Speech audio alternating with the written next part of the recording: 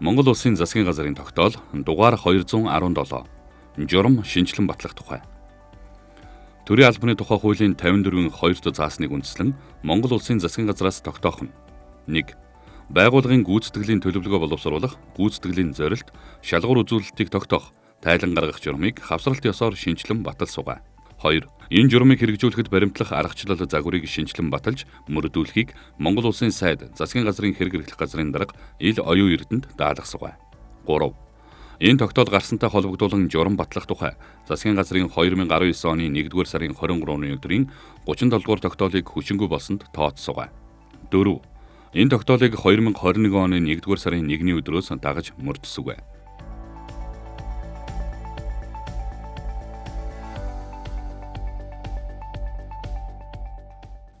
Байгууллагын гүйцэтгэлийн төлөвлөгөө боловсруулах, гүйцэтгэлийн зорилт, шалгуур үзүүлэлтийг тогтоох, тайлан гаргах журам. Нийтлэг үндэслэл 1.1.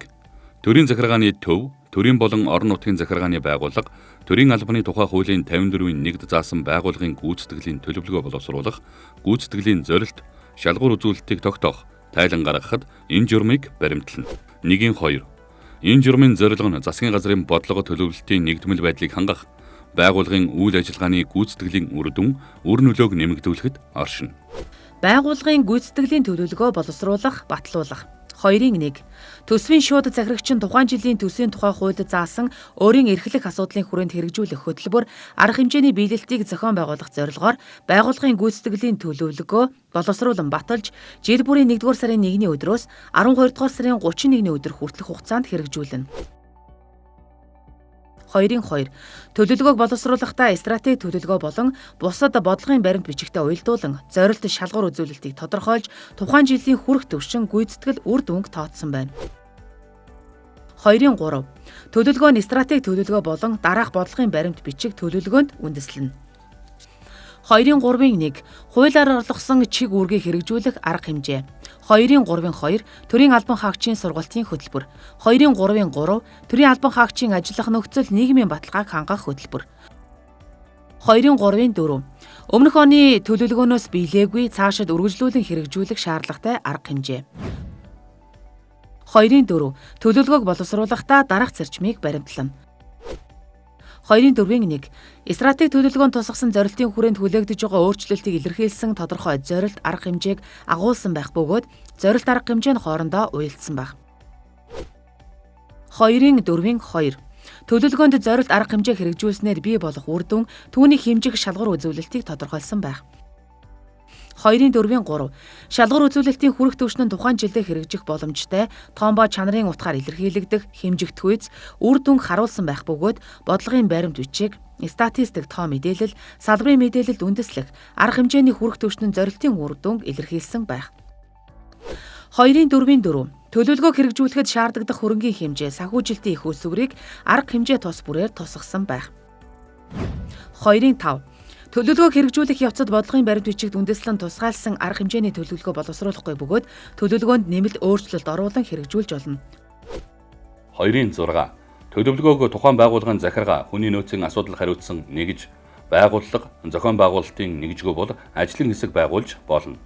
Бусад нэгжүүдийн саналыг авч нэгтгэн боловсруулж, байгууллагын удирдлагын зөвлөлийн хурлаар хэлэлцүүлэн 1-р сарын 5-ны өдрийн дотор төсвийн шууд захирагч батлана. 2.7. Аймаг нийслэлд дүүрэгдэх босоо удирдлагатай төрийн байгууллагын төсвийн шууд захирагч төлөвлөгөөг тухайн нутаг дэвсгэрийн нэгжийн төсвийн шууд захирагчтай зөвшөлдсөж, тухайн шатны засаг дарга болон өөрийн харьяалагдах дээд шатны байгууллагын төсвийн захирагчаар хянуулан энэ журмын 2.6-д заасан хугацаанд батлана. Байгууллагын нэгж төлөвлөгөө боловсруулах, тайлагнах. 3.1.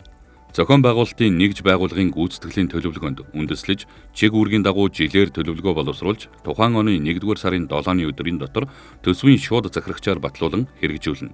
3.2. Төлөвлөгөөнд байгууллагын стратеги зорилтыг хангахад чиглэсэн хөтөлбөр, арга хэмжээ, тухайн жилийн хүрэх төвшин, үр дүнгийн үзүүлэлт, хариуцсан ажиллах албан хаагч, хэрэгжүүлэх хугацааг тодорхой тусган боловсруулна. 3.3. Зохион байгуулалтын нэгж 6-12 дугаар сард төлөвлөгөөний биелэлтийг төсвийн шууд захирагчид тайлагнана. Төлөвлөгөөнд хяналт шинжилгээ, үнэлгээ хийх, тайлагнах. 4-1 хяналт шинжилгээ үнэлгээнд гүйцэтгэлийн төлөвлөгөөний төлөвлөлт биелэлтэд үнэлгээ өгөх, хэрэгжүүлсэн үйл ажиллагаа шийдвэр нь үр дүнтэй байсан эсэх, гарсан алдаа дутагдлыг арилгах дүгнэлт зөвлөмжийг хэрэгжүүлэхэд чиглэнэ. 4-2 байгууллагын захиргаа хүний нөөцийн асуудал хариуцсан нэгж төлөвлөгөөний биелэлтийг хагас бүтэн жилээр нэгтгэн гаргах бөгөөд хяналт шинжилгээ үнэлгээ хариуцсан нэгж эхний хагас жилд явцсан хяналт шинжилгээ, жилийн эцсийн хяналт шинжилгээ үнэлгээ хийнэ. 4-3 төлөвлөгөөний хэрэгжилтэд хийсэн хяналт шинжилгээ үнэлгээний дөнгө байгууллагын удирдлагын зөвлөлийн хурлаар хэлэлцүүлэх бөгөөд хурлаас гарсан дүгнэлт зөвлөмжийг холбогдох газар хэлтэс албан хаагчид хүргүүлж биелэлтийг хангуулна.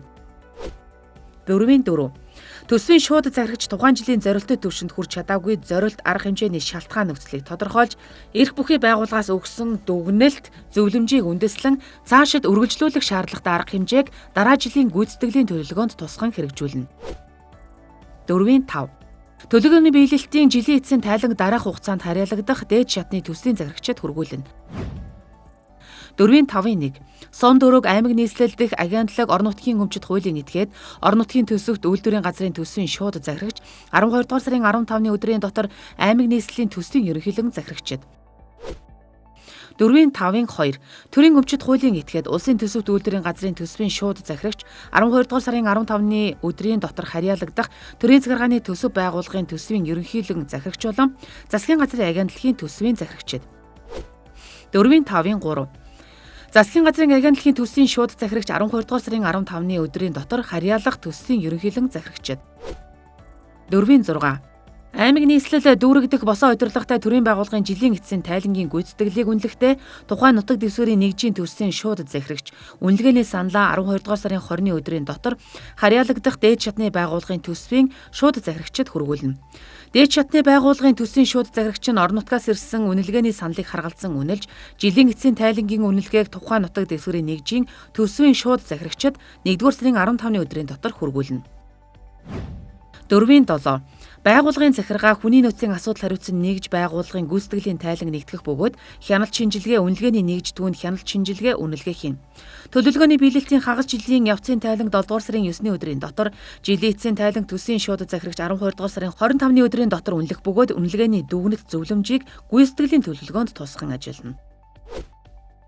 4-8 төлөвлөгөөний биелэлтийн тайланд тухайн зорилт арга хэмжээний гүйцэтгэл нь хүрэх түвшинд хүрсэн эсэх, хүрээгүй бол шалтгаан нөхцөлийг тодорхой тусгах бөгөөд мэдээллийн үнэн зөв байдлыг холбогдох байгууллага албан тушаалтан хариуцна. 4-9 төлөвлөгөөний жилийн эцсийн биелэлтийг бодлогын баримт бичгийн хэрэгжилт, захиргааны байгууллагын үйл ажиллагаанд хяналт шинжилгээ, үнэлгээ хийх нийтлэг журмын дагуу үнэлнэ.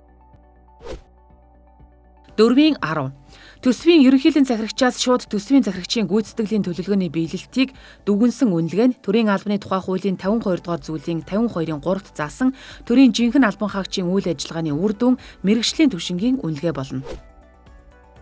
4-11 төлөвлөгөөний биелэлтийн дүнгээр хангалтгүй үнэлгээ авсан нэгж болон байгууллагын удирдлагад бодлогын баримт бичгийн хэрэгжилт, захиргааны байгууллагын үйл ажиллагаанд хяналт шинжилгээ, үнэлгээ хийх нийтлэг журамд заасны дагуу хариуцлага хүлээлгэнэ.